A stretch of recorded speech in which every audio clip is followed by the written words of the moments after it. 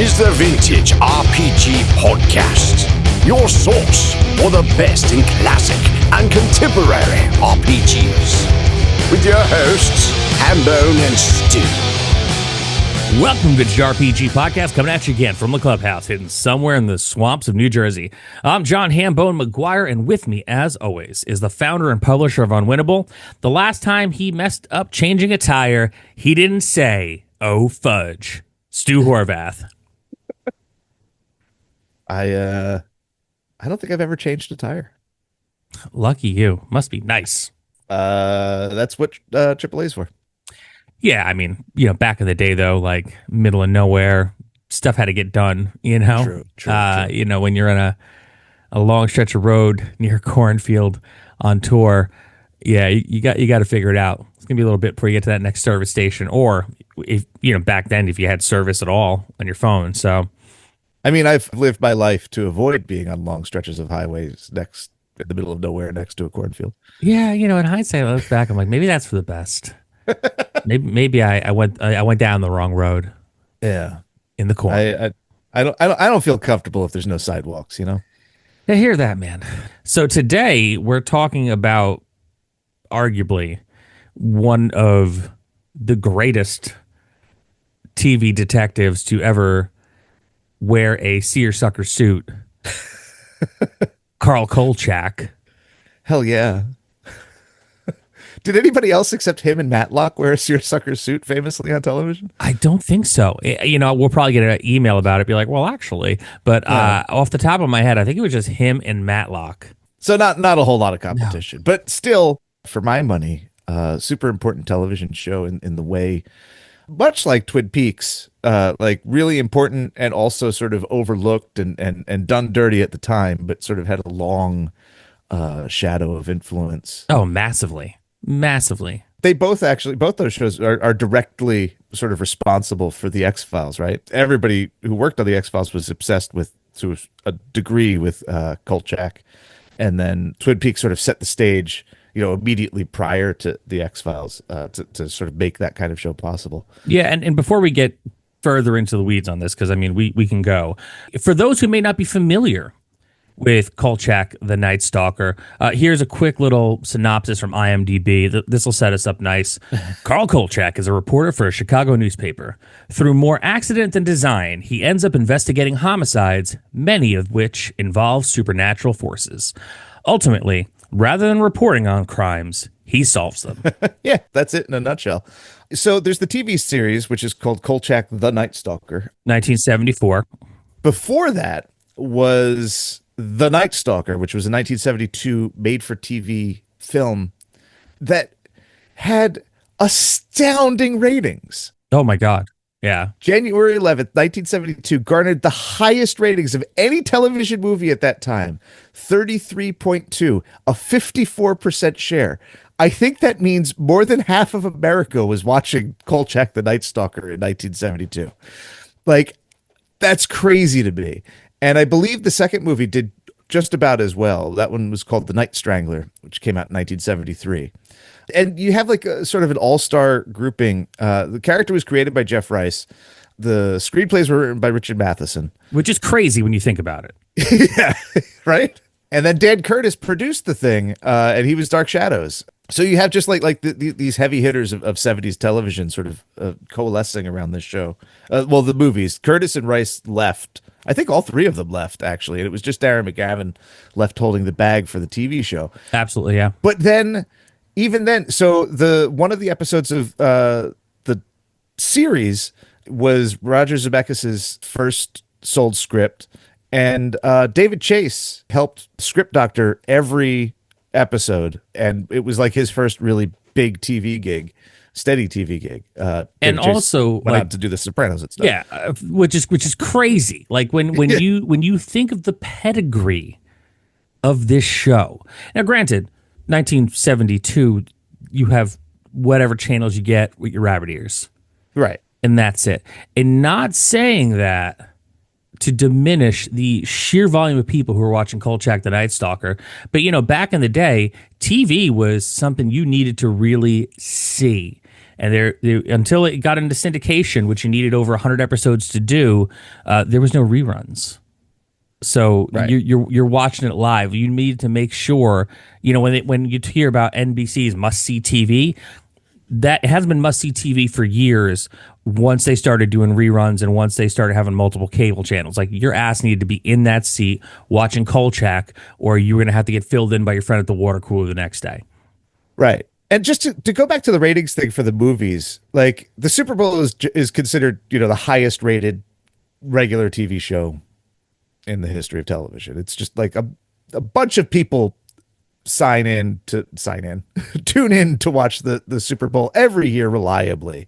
In 1972, it had a 44.2 rating, which is about the same as the first Night Stalker movie.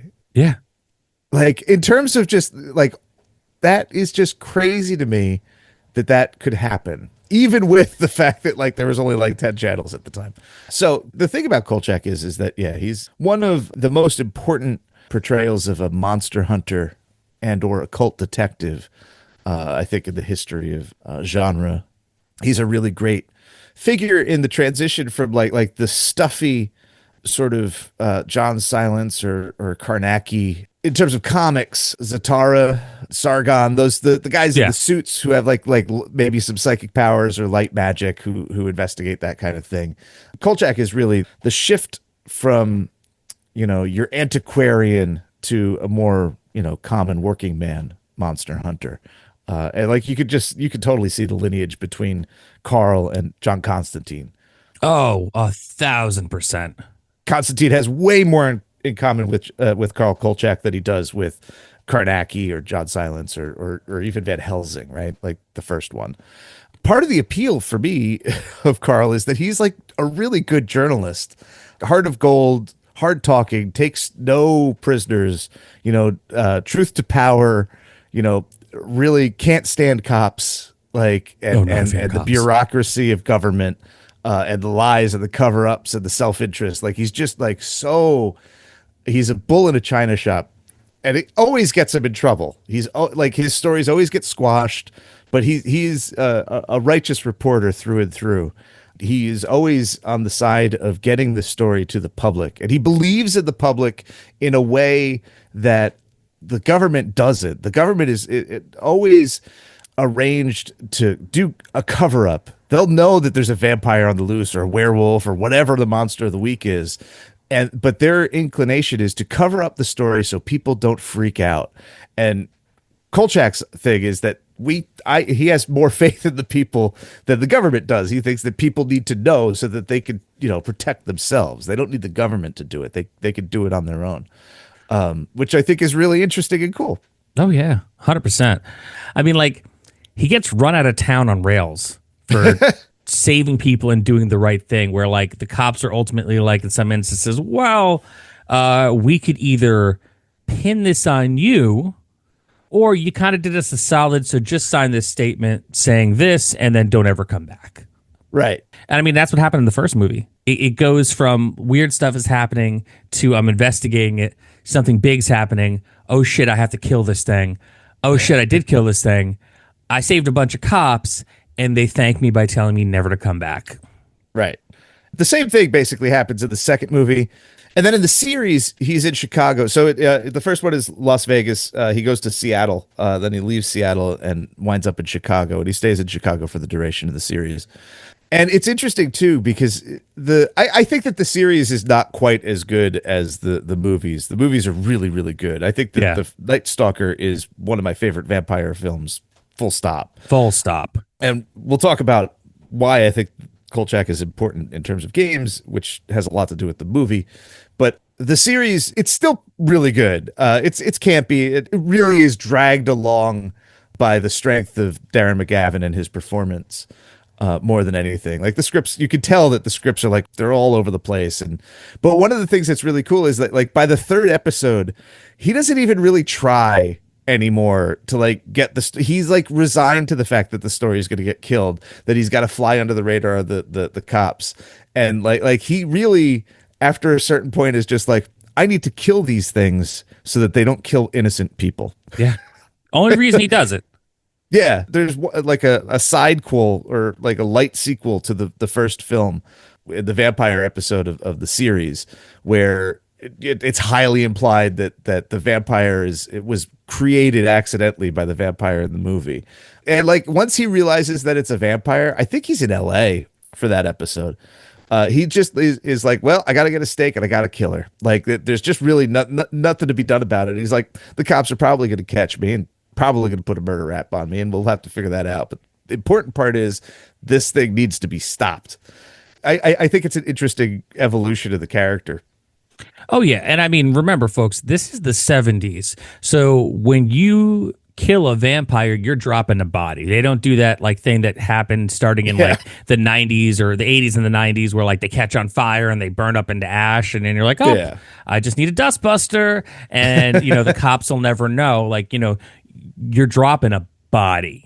And then, of course, there's no fangs left when there's a stake sticking out of its heart.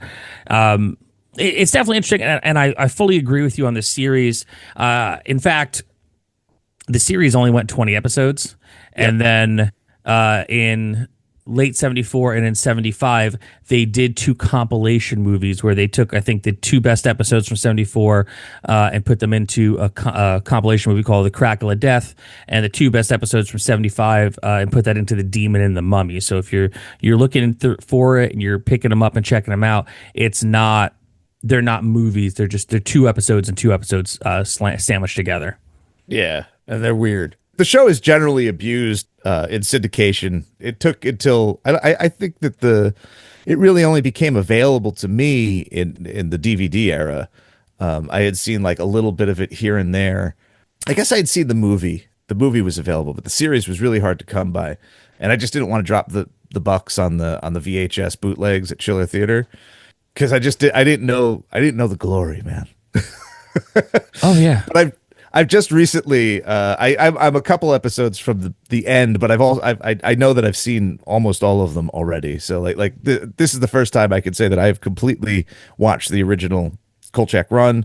I've read both the novelizations, which are really, really good. I think the novelization for the Night Stalker film is even better than the actual movie, which is wild because I just watched the movie again, and my God, it's so good. And the with the HD and the remastering, like the lights of Vegas, like it just has a really good 70s look. It's just really awesome looking movie. I mean, because it's a legit movie. Like it's not like when they made stuff back in the 70s. You know, as far as it turns into like, you know, once you get into the 80s and 90s, where like it's the TV movie, but it looks like a TV show. Like this looks straight up like a popcorn movie, name on the marquee. You're going and you're sitting an ass in the seat with a bunch of other people and watching this level of filmmaking. It's got this great jazz soundtrack, and Kolchak's a way more. He's harder nosed. Everything about it's a little bit grittier than the TV show, which it feels like there's lots of like little comic elements in the TV show and personality beats between the characters, which are fun, but it definitely diminishes the overall impact, I think, for me just a little bit. Well, I mean, also you get that more from living in the character in a serialized television show than you would in a movie.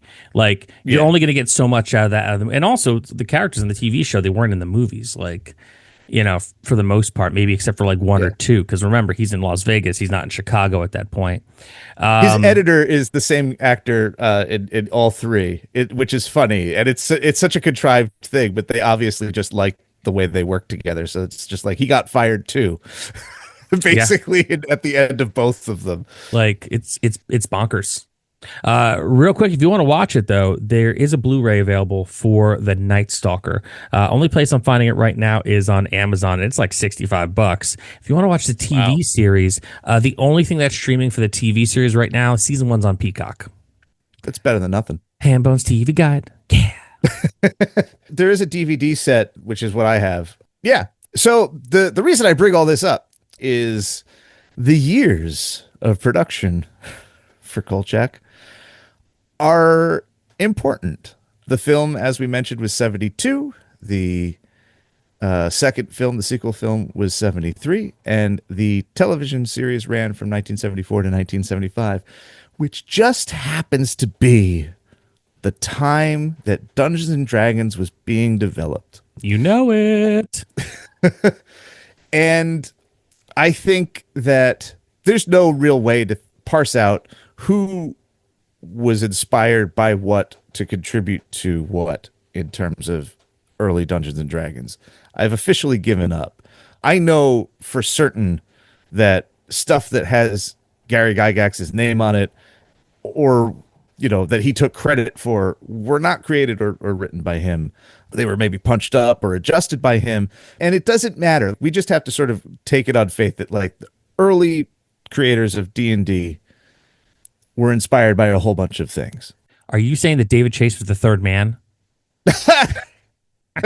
That'd be crazy. Crazy, right? Get your Gabagool and your Grell. Right. Same creative mind. Definitely people who were working on D&D were watching Kolchak the Night Stalker, and it leaks in to D&D in a lot of interesting ways. I think that the clearest example is the vampire. I think that you look at a Dungeons and Dragons vampire, they're kind of weird in terms of how the popular imagination pictures a vampire.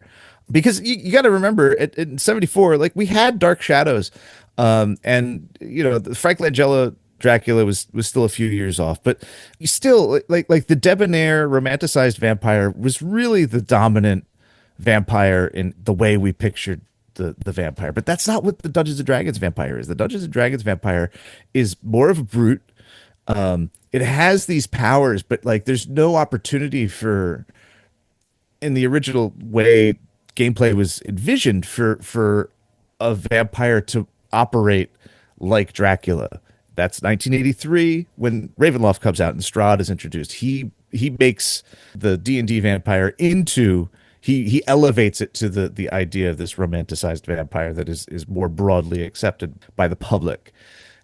Until then, vampires are kind of weird, and like feral and like more monstrous, a little bit more like vermin, all of which is very much in line with the portrayal of the Dracula in Night Stalker, of the vampire in Night Stalker.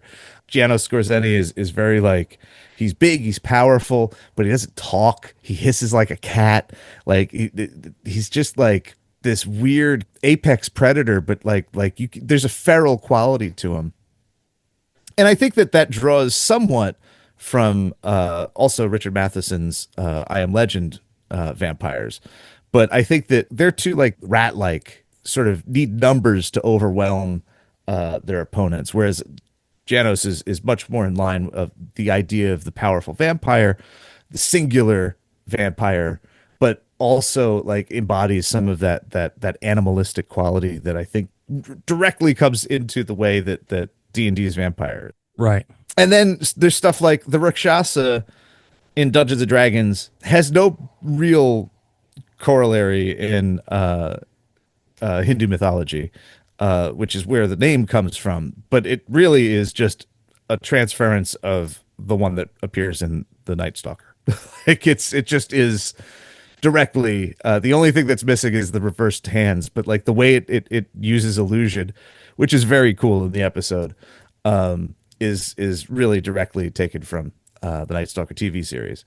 And there's just other stuff that like it just feels like there's a down and dirtiness to all of the monsters in Kolchak that resonates with the way that they're presented in Dungeons and Dragons. I think that the villain at the center of the second movie, who's sort of like an alchemist, who's preserved his life over a couple centuries. I think that he sort of informs some ideas about the Lich. Again, there's no real proof of all of this. It's not documented like I was inspired by that to make this, but I think that you could watch.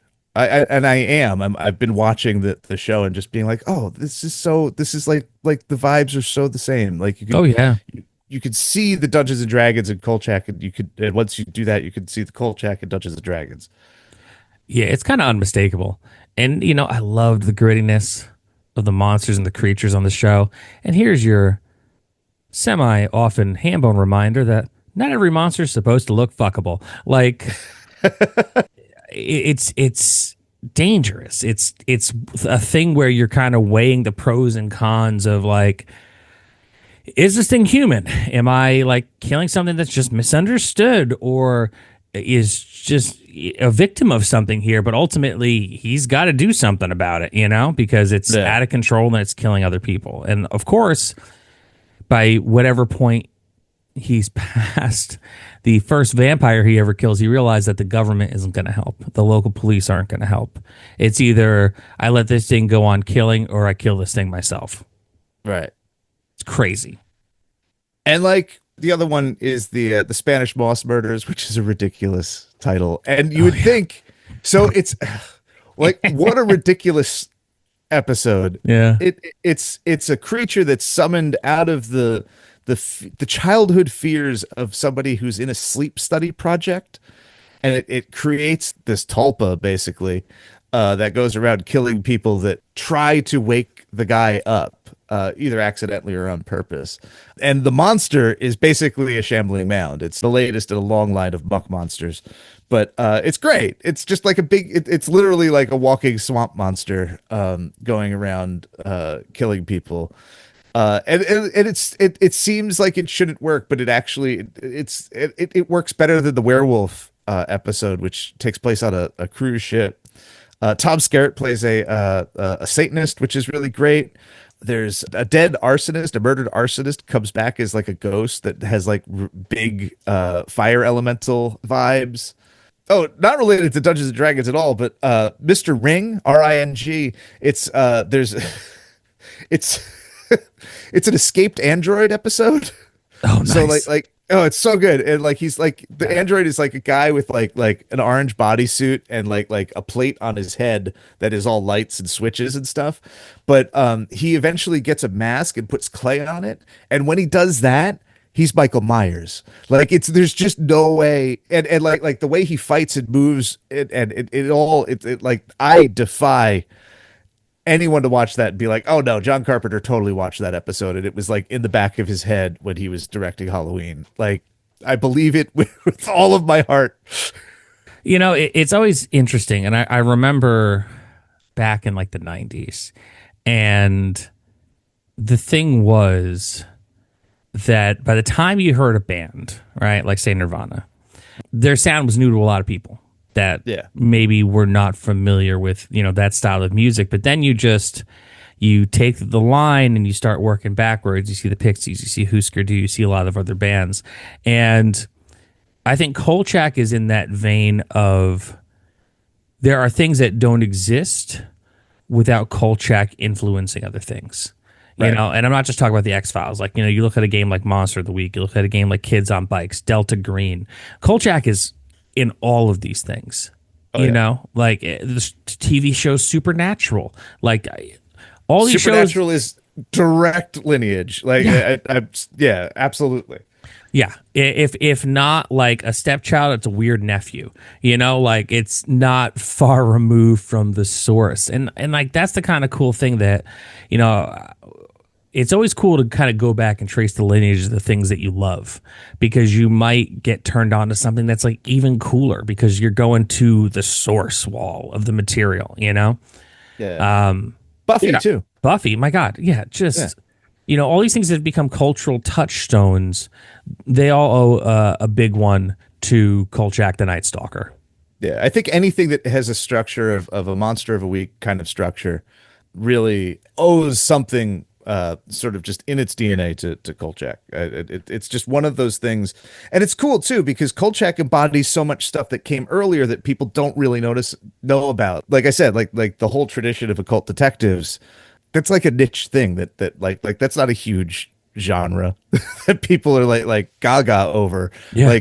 Like those characters, like probably in comics, the biggest one is John Constantine, but like there's all like the Sargon the Sorcerer types, like Dr. Fate, maybe. It's like they've been there, but they're always minor characters. But like Kolchak really takes all of that stuff that's interesting about those characters and makes them something more palatable that then people, who took that and made it even more palatable, like a vampire hunter or like the two brothers in Supernatural, the Dresden Files, another one, constant like expansion of the way to present the basic framework of the story in new ways that make people like really excited. Yeah, it's so funny though, because looking at modern things, right? You know, like Supernatural and John Constantine are like two perfect, I think, examples of it, because, you know, obviously you've heard me, if you've listened to the show for the last 8 years almost, you've heard me talk about Supernatural a lot. It's one of my favorite shows, if not my favorite TV show. And like a lot of reasons why you stay on the air as long as you do. So he's got two fine looking dudes as your leads, right? and when you cross that Rubicon to where you are in like the 70s and early 80s and actors could look kind of not handsome to very handsome to, oh, these dudes have a skincare routine and you're never going to have abs like these. Like, you know, I always talk about, like, you know, bring back like the days of ugly actors, where it's like, you know, this is the normal everyman doing it. Like, and not saying that Darren McGavin wasn't a handsome man. He was a handsome man, but he never would survive in the modern television sphere with just his looks. He wasn't a babe. No, he was no Tom Selleck, is I guess what I'm trying to say here.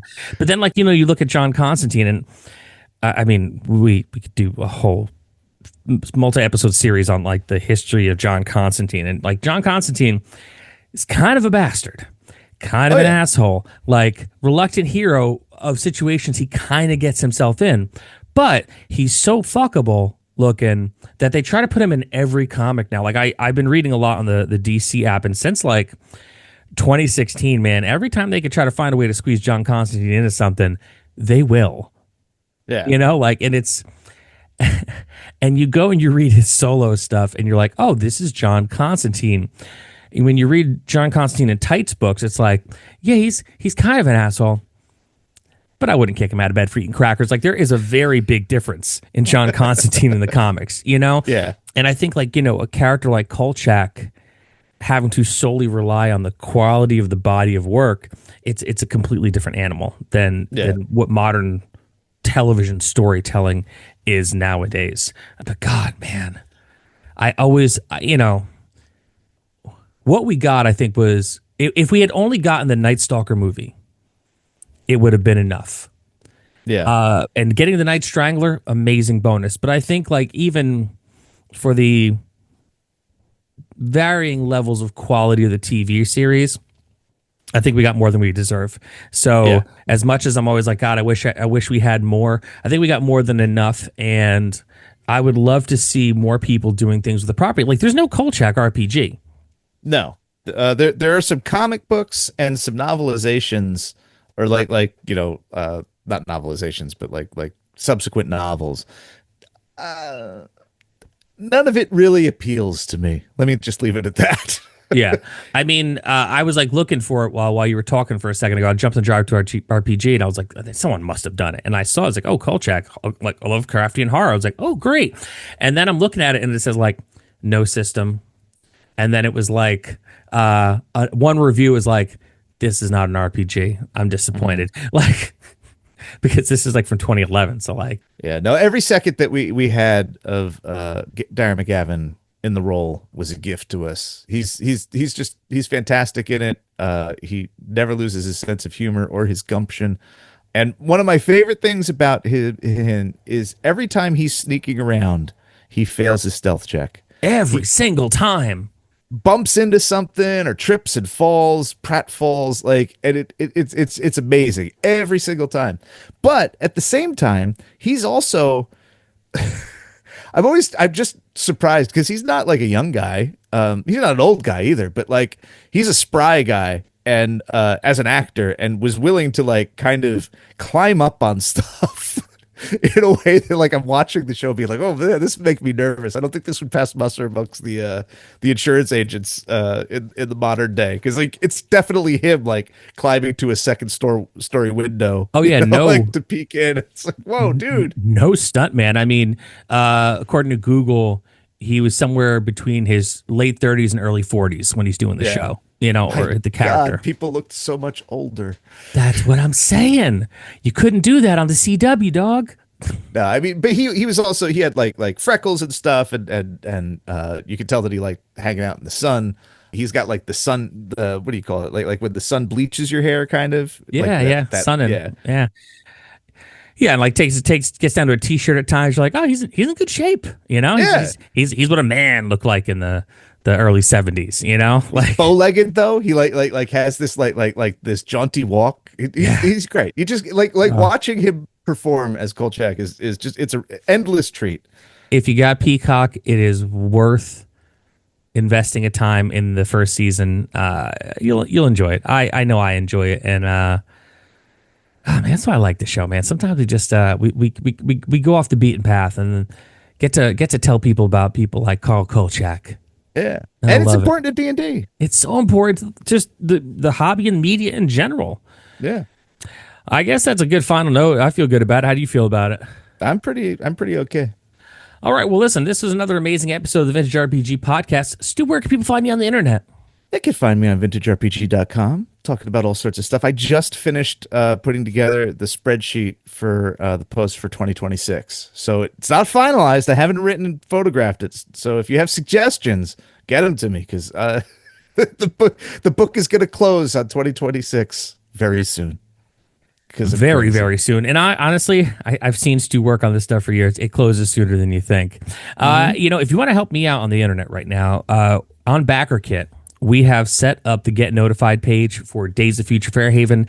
Levi Combs from Planet X Games and I wrote an amazing, fun, wild, and weird adventure for WHPA, Weird Heroes of Public Access. It's a third-party product. It is, for all intents and purposes, it is going to be at least 3-session game, because you get to really explore a lot of places in town, a lot of weird new characters and monsters to fight. I mean, if you're really digging on the Kolchak the Night Stalker vibe of what we're doing here, it's going to be a little more fun because it's Fairhaven. But please get notified of launch. We're launching on July 1st. Days of Future Fairhaven from me and Levi Combs. If you like the show, don't forget to rate, review, and subscribe. Your reviews really do help other listeners find us. And if you really like the show, why not become a patron? Patreon.com/vintagerpg. We got cool stuff. We got a behind-the-scenes look at what Stu's working on. We have a monthly game that I run at the $5 tier. At the $10 tier, you get both my game and Stu's legendary West Marches campaign, of which there are 2 episodes telling you about that right now, and it is deadly. We got a killer Discord community we'd love to be a part of, and for as little as $1 a month, you get these episodes a little bit early, sometime on Friday or Saturday, depending on when we record them during the week. Patreon.com/vintagerpg. So for Stu Horvath, I'm John Hambone McGuire. May the dice always roll in your favor. Take care.